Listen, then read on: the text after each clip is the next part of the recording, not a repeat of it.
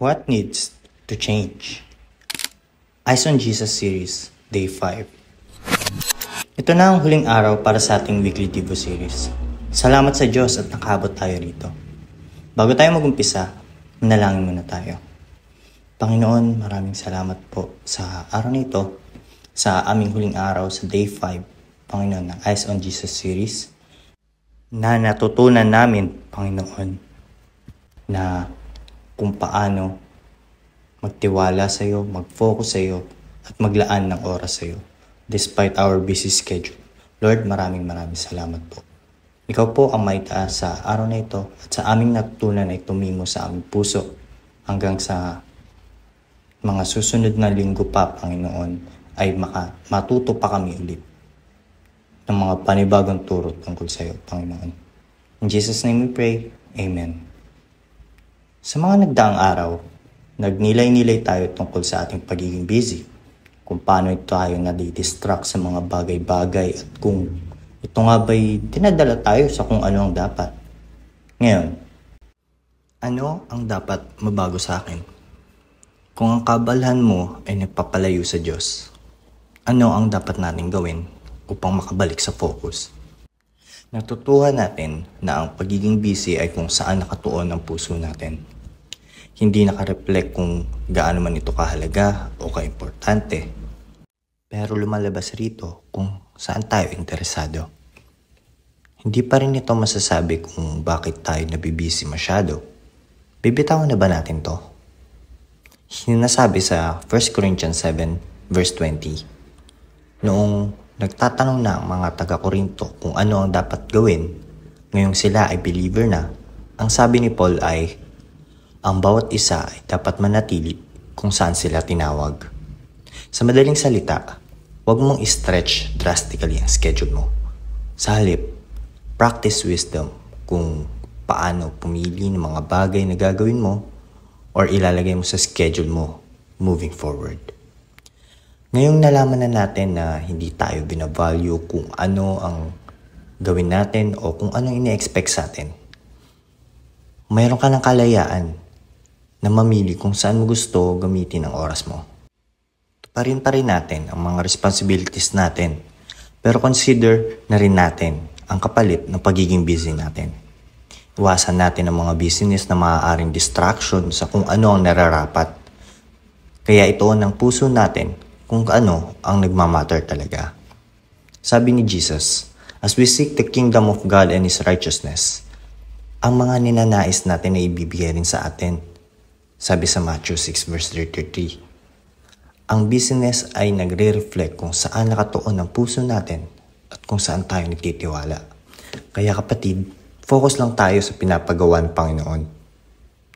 Sa 1 Corinthians 7 verse 20, let each one remain in the same calling in which he was called. Sa Luke 14, verse 28 to 30, but don't begin until you count the cost. For who would begin construction of a building without first calculating the cost to see if there's enough money to finish it? Otherwise, you might complete only the foundation before running out of money. And then everyone would laugh at you. They would say, there's the person who started that building then couldn't afford to finish it. Sabi naman sa Matthew 6 verse 33, but seek ye first the kingdom of God and its righteousness, and all these things shall be added unto you. Natapos na natin ang ating Day 5 ng ating Eyes on Jesus series. Kaya maraming salamat kapatid at umabot ka rito sa ating Day 5. Ngayon, alam mo na kung ano ang nararapat unahin. Baguhin natin ang ating pananaw at ang ating focus.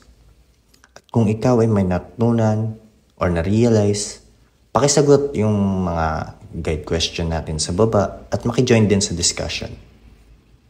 Kaya dito sa Hayo Tayo, kasama mo kami kapatid sa iyong lakarin sa araw-araw, sa relasyon sa Panginoong Hesus, sa social media, meron din. Tulad ng Facebook, YouTube, TikTok, na nilalagay rin natin ng mga devotion para sa ating mga kapatid na nais makapakinig na kanyang salita. Mag-closing prayer tayo. Lord, maraming salamat at natapos namin ang aming series ngayong linggo na Eyes on Jesus series na matuon ang aming mata at ang aming focus sa iyo lamang, Panginoon. Lord, binibitawan na namin ang aming mga kabisihan, ang aming pagiging abala sa ibang bagay. At ifa-focus namin ang aming sarili at ang aming gagawin sa iyo lamang, Panginoon, sa iyong misyon. Lord, maraming salamat po. In Jesus' name we pray. Amen. Bago tayo magtapos, meron din tayong app para sa mas tahimik, mas personal, at tunay na ginawa para magsama-sama at magtipon ang mga anak ng Diyos. Iscan ang QR or itap ang link para mag-sign up at makikita mo na ang ating komunidad. Salamat sa iyong oras, kapatid, sa pagbabasa, sa pakikinig, or sa panonood.